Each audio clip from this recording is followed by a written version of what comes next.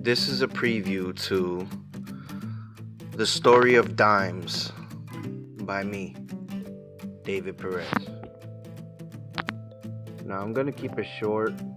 I'm not going to try to go into detail. I'm just going to keep it short and just speak of a few things, a few good points within the story, just to give you an idea what the story is about. The story is about me. One day I was having a really bad day and decided to leave because I couldn't handle the pressure anymore, which I'm sure a lot of people can relate. I was just having one of those days where I felt like all of my opportunities that I created for myself were just slipping through my hands, and I was becoming weak, mentally, physically weak. So one day I decided to leave after my last opportunity slipped through my hands. And when I say opportunity, I mean like a job opportunity or a tattoo shop opportunity, because I'm a tattoo artist. That's what I mean when I say opportunity. It just slipped through my hands.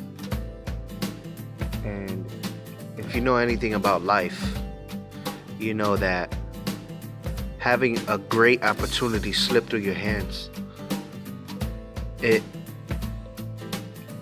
makes a distinct impact on your life and can affect you in many ways.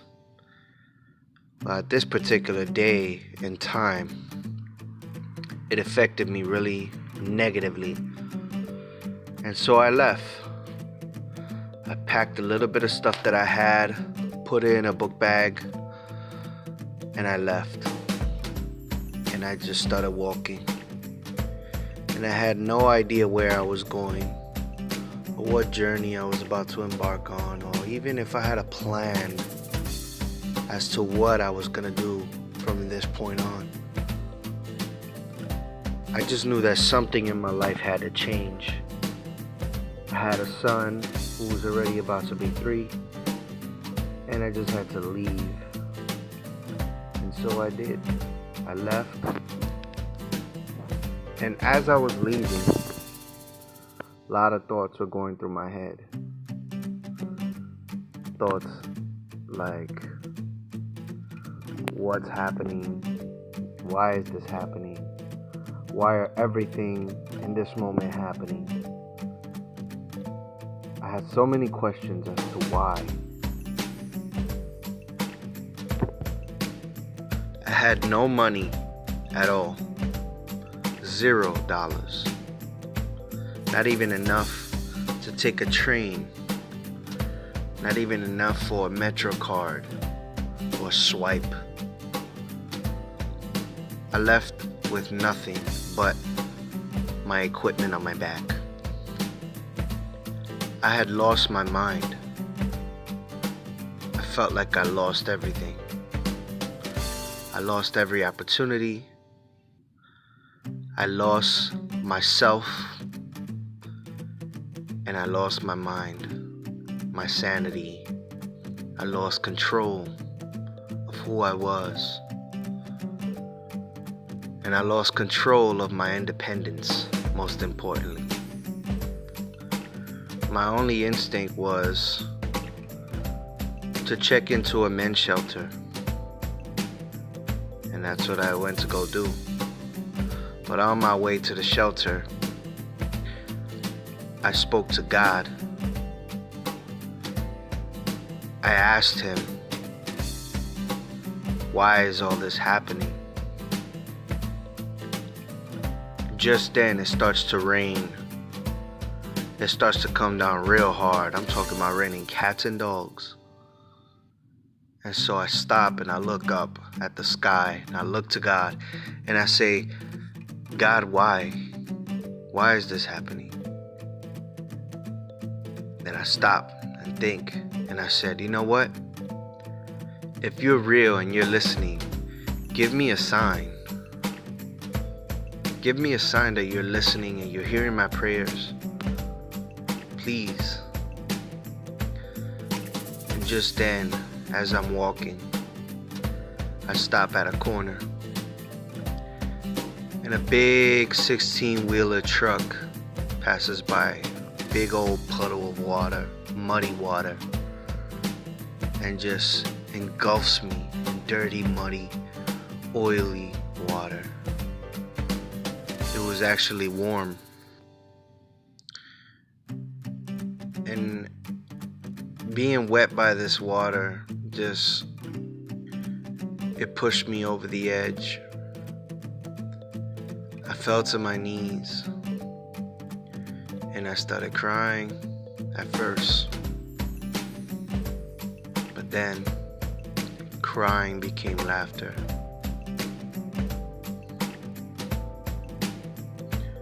At that moment, I didn't know who I was. I didn't know what was going on in the world. I totally lost myself. I died. My spirit, my soul had died. I didn't know how to feel. I didn't know what emotions were going through me, whether I felt sad, mad, scared, confused. I just knew that it was a negative moment. And so I died.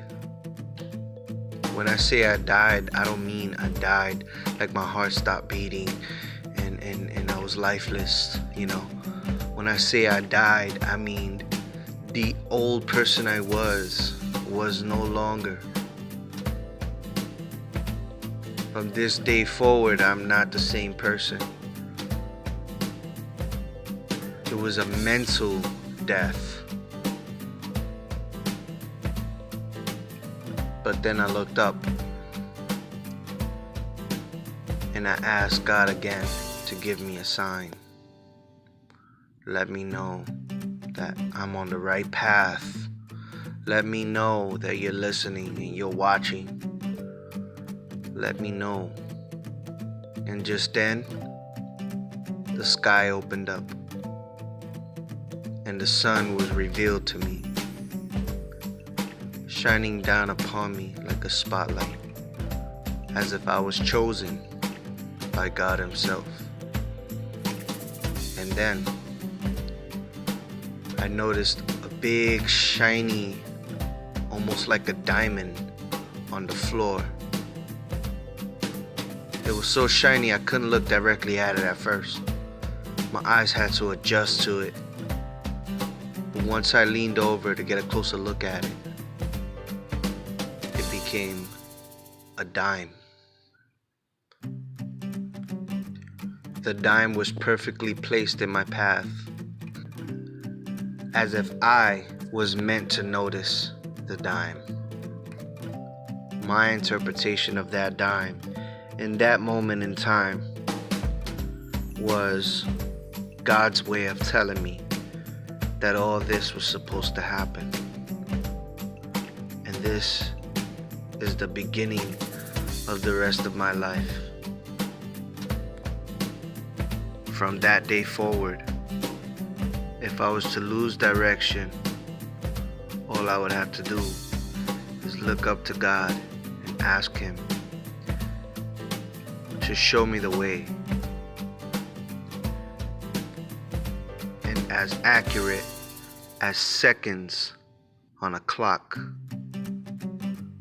there's always a dime right in my path, perfectly placed by God Himself all the time. And that is my story of dimes.